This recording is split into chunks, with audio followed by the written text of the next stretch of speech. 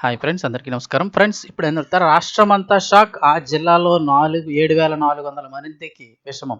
అసలు ఏం జరిగింది, ఏంటి వివరాలు తెలుసుకుందాం. వీడియో పూర్తిగా చూడండి. అలాగే తప్పకుండా లైక్ చేయండి. మరిన్ని అప్డేట్స్ కోసం ఛానల్ని సబ్స్క్రైబ్ చేసుకోండి. ఇంకా వివరాల్లోకి అయితే వెళ్ళిపోదాము.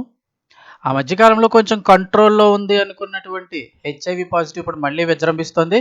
దేశంలోని పలు రాష్ట్రాల్లో మరోసారి హెచ్ఐవి డేంజర్ బెల్స్ మోగిస్తోంది. పైకి పరిస్థితి అంతా బాగానే ఉన్నట్టున్న లోలోపల వైరస్ జనాల మధ్య జోరుగా వ్యాపిస్తున్నట్లు లెక్కలైతే వెల్లడిస్తున్నాయి. తాజాగా ఇప్పుడు బీహార్ రాష్ట్రంలో ఒకే జిల్లాలో 7,400 మంది హెచ్ఐవి బాధితులుండడం సంచలనం రేపుతోంది. వీరిలో ఏకంగా 400 మంది చిన్నారులు ఉండడం పరిస్థితిని మరింత ఆందోళనలోకి నెట్టేస్తోంది. హెచ్ఐవి ఎయిడ్స్ విషయంలో వైపు ప్రభుత్వాలు ఎంతగా ప్రచారం చేస్తున్నా క్షేత్రస్థాయిలో పరిస్థితి ఎంత దారుణంగా ఉందో ప్రస్తుత లెక్కలు బట్టి చూస్తే అర్థం చేసుకోవచ్చనే చర్చ జరుగుతోంది.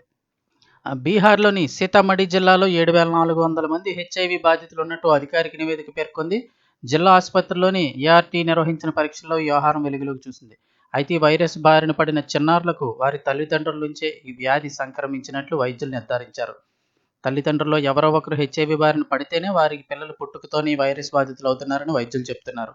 తల్లిదండ్రుల నిర్లక్ష్యం, తెలియని అమాయకత్వం వల్ల అభం శుభం తెలియని పసికందులు ఈ మహమ్మారికి బాధితులుగా మారుతున్నారు. దీంతో ఈ వైరస్ పట్ల ఇప్పుడు ప్రజల్లో మరింత అవగాహన కల్పించాలనే డిమాండ్లు వినిపిస్తున్నాయి.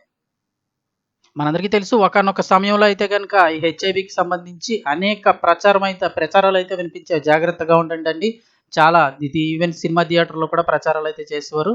ప్రస్తుతం అయితే కొంచెం తగ్గింది అనుకున్న టైంలో ఇప్పుడు లెక్కలైతే మళ్ళీ భయపెడుతున్నాయి. ఇదిలా ఉంటే దేశవ్యాప్తంగా అన్ని రాష్ట్రాల్లో కూడా ఐటీ రంగానికి చెందిన వారిలోనే హెచ్ఐవి సంక్రమణ శాతం పెరుగుతోందని జాతీయ ఎయిడ్స్ నియంత్రణ సంస్థ తాజాగా హెచ్చరించింది.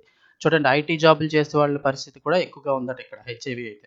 వెచ్చలవిడి వీకెండ్ పార్టీలు, డ్రగ్స్, మత్తు ఇంజెక్షన్ల వినియోగంతో ఈ సమస్య పెరుగుతోందని తెలిపింది. తెలంగాణలో గత ఏడాదితో పోలిస్తే హెచ్ఐవి సంక్రమణ రేటు 0.44 నుంచి ఇప్పుడు 0.41 తగ్గిందని తెలంగాణ ఎయిడ్స్ కంట్రోల్ సొసైటీ అయితే తెలిపింది.